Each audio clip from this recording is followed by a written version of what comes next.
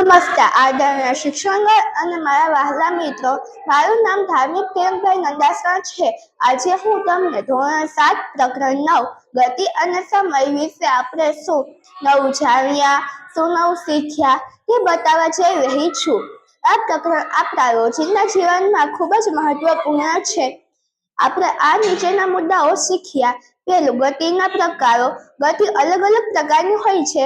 સીધી રેખામાં થતી ગતિ રેખીય ગતિ હોય છે. ફરતા પંખાની ગતિ, વર્તુળાકાર ગતિ અને લોલકની ગતિ આવર્તકાર ગતિ હોય છે. એની પછી આપણે શીખ્યા ઝડપ.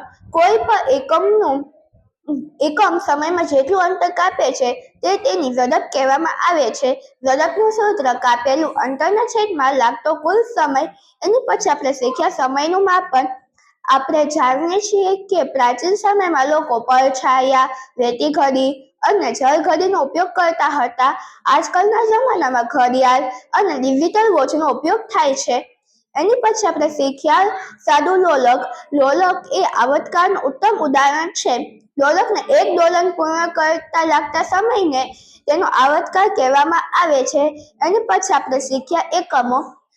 સમયનું મૂળભૂત એકમ સેકન્ડ છે અને અંતરનું મૂળભૂત એકમ મીટર અને ઝડપનું મૂળભૂત એકમ મીટર પ્રતિ સેકન્ડ છે. વાહનોમાં અંતર માપવા માટે ઓડોમીટર અને ઝડપ માપવા માટે સ્પીડોમીટરનો ઉપયોગ થાય છે. Thank you.